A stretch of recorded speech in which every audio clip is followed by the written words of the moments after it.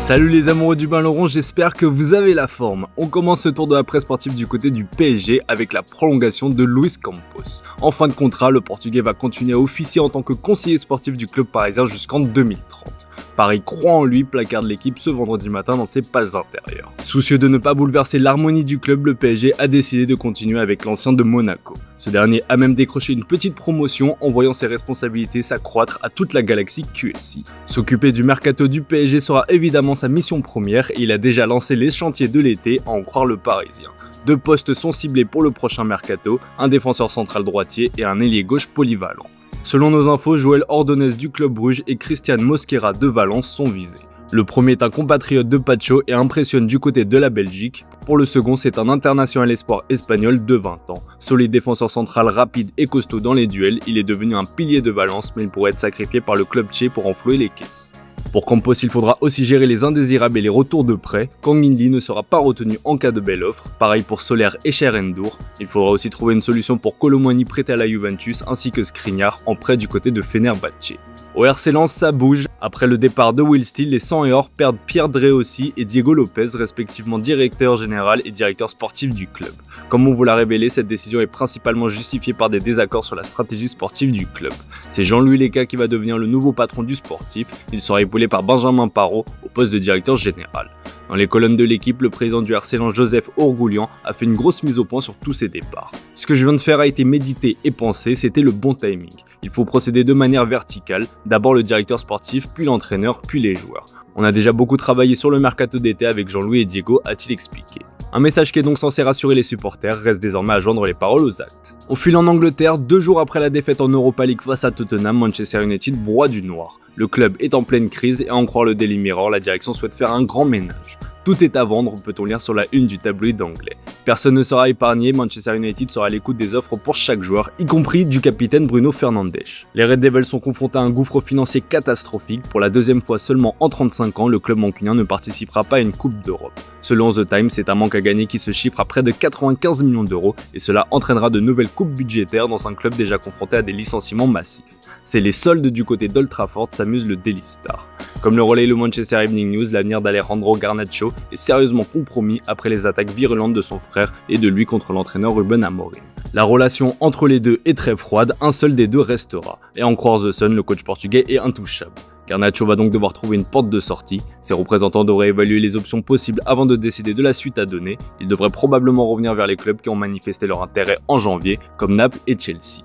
United envisage de vendre Garnacho pour un montant compris entre 60 et 70 millions d'euros. C'est un sacré coup dur pour les pensionnaires d'Old Trafford qui vont aussi voir leur mercato impacté dans le sens des arrivées. Direction l'Italie avec le dénouement tant attendu de la Serie A, l'amour du Scudetto, c'est ce pourquoi le Napoli et l'Inter vont se battre ce soir. Dans un duel à distance où Naples recevra Cagliari et l'Inter ira à Comme, les deux clubs se livreront une lutte acharnée. On rappelle qu'un point seulement sépare les deux équipes. La nuit des Oscars, voilà ce qui attend Naples et l'Inter pour le Corriere dello Sport. Du côté du club Partenopei, on se prépare déjà à la fête en cas de victoire des hommes d'Antonio Conte. Ce serait le 4e titre de champion d'Italie de l'histoire pour Naples, après ceux de 1987, 90 et 2023. À la Juventus, l'objectif de cette dernière journée sera de valider le ticket pour la Ligue des Champions la saison prochaine, un objectif capital qui va permettre de débloquer des fonds et ainsi d'être actif sur le mercato. Et comme le rapporte le journal au papier rose, la Juve va en avoir bien besoin s'il souhaite réaliser les transferts de Victor Osimhen et de Sandro Tonali. L'attaquant nigérian qui appartient toujours à Naples est un joueur désiré. Si Galatasaray fera tout pour retenir son joueur, Al Hilal est aussi intéressé selon nos informations. L'ancienne formation de Neymar est à la recherche d'un buteur et verrait bien en l'attaquant nigérian la recrue Idouane, quitte à lui offrir un salaire faramineux. Les discussions entre le club saoudien et le joueur sont en cours et évoluent dans le bon sens. En solution de repli, la vieille dame veut faire de Gyökeres le nouveau Lukaku comme l'explique Ojogo dans ses pages intérieures. Pour revenir au cas Sandro Tonali, il faudra sortir le chéquier pour convaincre Newcastle de le lâcher. Pour faire baisser son prix qui est estimé à 70 millions d'euros, le club turinois pourrait inclure Douglas Luiz dans la balance. Bref, ça risque de bouger dans le Piémont cet été. En Espagne, le Barça vient de frapper un grand coup avec la prolongation de Rafinha, l'un des hommes clés de la saison monstrueuse découlée. Poussé vers la sortie, il y a encore un an, le Brésilien a su inverser totalement la tendance. L'ailier de 28 ans qui comptabilise 56 apparitions pour 34 buts et 25 passes décisives a réalisé la meilleure saison de sa carrière et a été récompensé en conséquence. Mérité, Placard Sport sur sa une. Il est désormais lié au Blaugrana jusqu'en 2028. L'opération prolongation en Catalogne ne s'arrête pas là et le plus dur reste à venir. Comme le relaie Mundo Deportivo, le Barça accélère dans le dossier Lamine Yamal. On vous a souvent expliqué que le club catalan devait attendre la majorité du joueur qu'il fêtera en juillet, mais les grands clubs européens qui rôdent autour du génie espagnol ont forcé le Barça à accélérer. La direction veut conclure la prolongation du joueur avant lundi prochain afin d'éviter qu'il parte en vacances sans avoir signé de nouveaux contrats et qu'il puisse être tenté ou convaincu par un autre gros club pendant ces semaines de repos. Preuve que les choses ont accéléré, Sport relaie des images du déjeuner entre Lamine Yamal et son agent Jorge Mendes. À en croire ce dernier, son renouvellement est pour bientôt. Mais chez les supporters catalans, on ne sera rassuré qu'une fois le communiqué annonçant la prolongation de Lamine Yamal et on les comprend. Le dernier dossier sera celui concernant Frenkie de Jong, ensuite le Barça pourra se concentrer sur le recrutement de Luis Diaz, considéré potentiellement comme la recrue de l'été en Catalogne. Sport fait le point sur ce dossier en rappelant que Liverpool a fixé son prix à 85 millions d'euros. Comme c'est le cas depuis plusieurs étés maintenant, le Barça devra trouver comment financer l'opération. En attendant, le Colombien temporise. Ces dernières semaines, il a reçu une offre de prolongation de 2 ans. L'objectif est d'éviter un nouveau cas à la Alexander-Arnold et de le voir partir libre. Pour le moment, Luis Diaz et son équipe professionnelle ont reporté tout contact jusqu'en juillet. Il ne veut pas précipiter les choses, conscient que Barcelone a besoin de quelques semaines pour se ressaisir. Enfin, dans le sens des départs, le Barça veut se séparer d'Ansu Fati sous contrat jusqu'en 2027. L'ex-prodige barcelonais est résolu à quitter son club formateur et Mundo Deportivo annonce que l'ASM veut signer Ansu Fati. Le club du Rocher est à la recherche d'un renfort offensif pour remplacer les potentiels partants que sont Golovin, Ben Seguir ou encore Akliouche. Allez, on termine ce tour de la presse sportive avec la bombe qui est tombée hier à Madrid. Une grosse page de l'histoire des Madrilènes se tourne avec le départ de Luka Modric après la Coupe du Monde des clubs. Après 13 ans et près de 28 titres remportés, le Ballon d'Or 2018 quitte le club.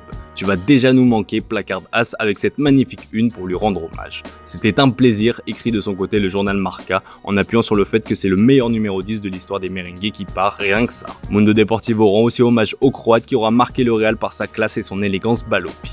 Sur les réseaux sociaux, les hommages se sont multipliés. Joueurs actuels comme anciens coéquipiers ont eu des mots touchants envers Modric qui aura assurément marqué l'histoire de ce sport. Rendez-vous samedi pour des adieux à la hauteur de l'homme et du joueur qu'est Modric. Ce ne sera pas la seule légende à quitter le navire madrilène puisque Raúl aussi va faire ses adieux comme le relais As. Déçu de ne pas avoir été choisi pour succéder à Carlo Ancelotti, l'ancien attaquant va quitter la Castilla après 7 années passées dans l'ombre. C'est un ancien de la maison, Álvaro Arbeloa, qui va le remplacer. Actuellement en charge des U19, il est considéré comme le futur grand entraîneur du Real Madrid.